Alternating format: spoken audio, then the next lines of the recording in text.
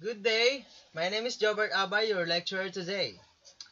And our topic for today is all about the revised Bloom taxonomy of educational objectives. But before anything else, I will tell you something about Bloom. Bloom was the Associate Director of Board of Examination in the University of Chicago. They needed a way of classifying questions shared by faculty members to form a test bank. For 6 years, from 1949 to 1956, he led a group of experts to come up with a framework to classifying objectives. What is Bloom's taxonomy?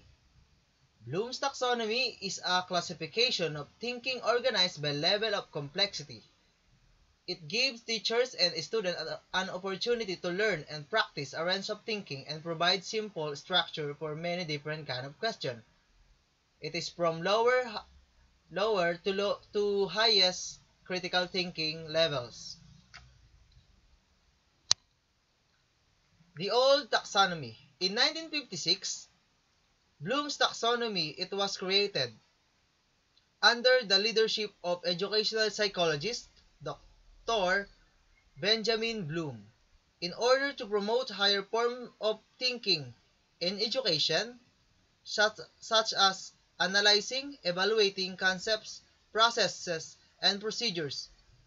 It is most often used when designing educational training and learning processes.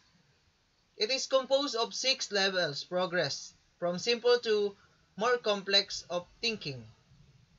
These are knowledge, comprehension, application, analysis, synthesis, and the last is evaluation.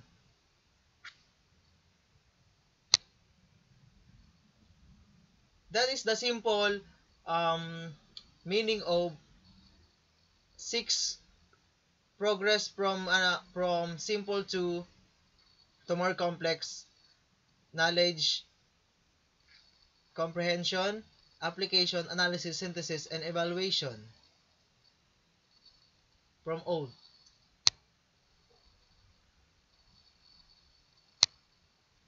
This is the revised taxonomy. After 45 years since the publication of Bloom's, Lauren Anderson and David Cratwell changed and revised taxonomy.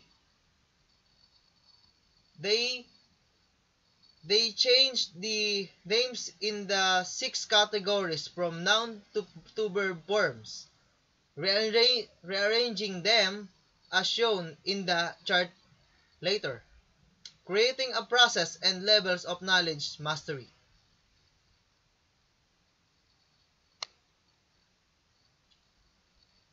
Below are the salient differences between old and revised taxonomies.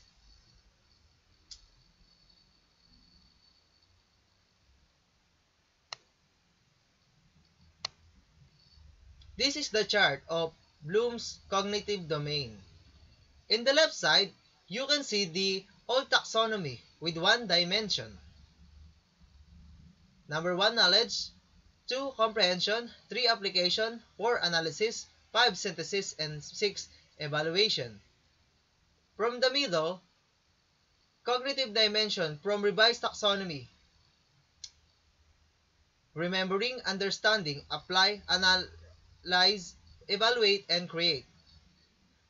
On the right side, from revised taxonomy knowledge dimension, we have factual, conceptual, procedural, and metacognitive. On factual, specific and unique data or instance. On conceptual, a class of items, words, or ideas that are known. Try a common name includes multiple specific. Example, shares common pictures. In the procedural, a series of step-by-step and decision that result in the achievement out of task.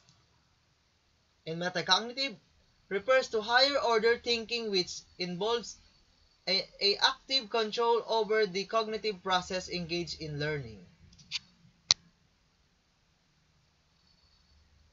The data dimension from revised taxonomy.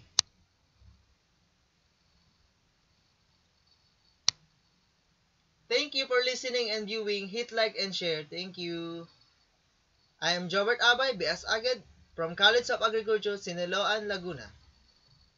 Thank you.